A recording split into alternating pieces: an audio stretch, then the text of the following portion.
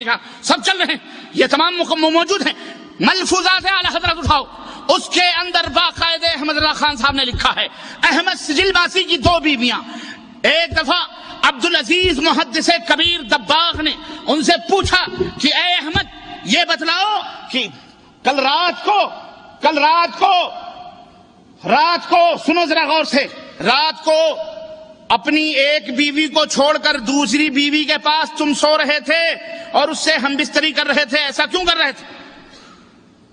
کہا حضور وہ سو رہی تھی، دو بیویاں تھی، ایک سو رہی تھی دوسرے کے پاس، میں سو رہا تھا اسی کمرے میں، ایک ہی کمرے میں. کہا کہ وہ سوتی نہ تھی، وہ سوتے میں جان ڈالی تھی، یعنی یوں ہی جھوٹی آنکھ بند کر کے لیٹی تھی. حضرت عبدالعزیز دباغ کہا حضور رات کی اتنی تاریکیوں میں، رات کے اتنے 12-2:30 بجے تقریباً یہ کاریکرم ہوتے ہوں گے لوگوں کے، آپ کو کیسے معلوم ہوا کہ میری ایک بیوی اسی کمرے میں تھی جو سوتی نہ تھی، سوتے میں جان ڈالی تھی؟ آپ کو کیسے معلوم؟ یہ ظاہر ہے ایسے ماحول میں تو کمرہ بند ہوتا ہے، لاک ہوتا ہے دروازہ، رات چراغ بتی بھی گل ہو جاتے ہوں گے، یا چلو جلتے ہوں گے، الگ مسئلہ ہے وہ، لیکن آپ کو کیسے معلوم ہوا؟ کہا احمد یہ بتلاؤ وہاں کوئی اور بھی چارپائی خالی تھی؟ کہا ہاں حضور ایک چارپائی پڑی تھی. کہا اسی پر میں بیٹھا تھا. یہ محدث وقت، یہ اپنے دور کا محدث جس کو خطاب ملا ہے کہ نبی کی حدیث کو اندھا نبی کی حدیث کو بتا دیتا تھا کہ یہ ضعیف ہے، یہ صحیح ہے، یہ کیا ہے، جبکہ ان پڑھ تھے. یہ ہاں یہ بھی میں نکتہ بھول گیا، ان پڑھ تھے. ان پڑھ جانتے ہو، ایک اچھر کا نہ جاننے والا، الف کلام لٹھا لام کا الف لام کچھ بھی نہیں پتا اس کو، لیکن ان کو اتنا بڑا علم تھا.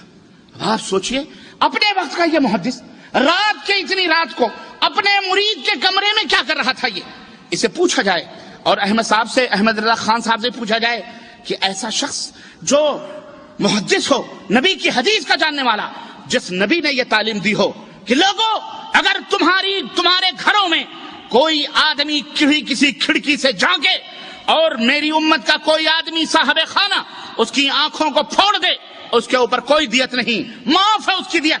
بتاؤ یہ محدث رات کو گھر میں کیا کر رہا تھا؟ تاک جھانک کر رہا تھا.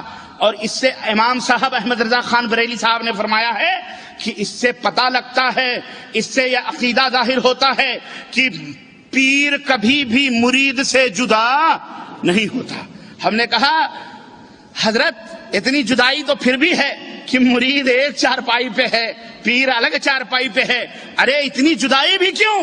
اسی رضائی میں گھسیڑ دیتے اس کو، کیا فرق پڑتا؟ ہاں اتنے فاصلے بھی کیوں رہیں؟ اتحاد کامل ہونا چاہیے. فنا فی الشیخ ہو جاؤ، فنا فی الشیخ ہو جاؤ. من تو شدم تو من شدی، من جان شدم تو تن شدی. طاقت نہ گوئے دیگرے من دیگرم تو دیگری. تم من تورا حاجی بگویم تو مورا حاجی بگو. ارے تو بھی اس کا شوہر، پیر کو بھی ڈھکے لیتے اندر، اتنی دور سے بیٹھ کے نظارے کر رہا تھا یہ اس کا پیر. یہ ہنسنے کی بات نہیں ہے. یہ کون ہے؟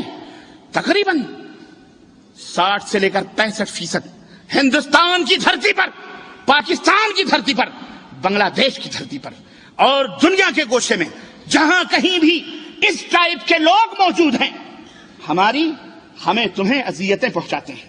کس طرح سے؟ یہ وہابی ہیں، یہ نیاز نہیں کرتے، یہ گستاخ رسول ہیں، یہ غدار مصطفیٰ ہیں.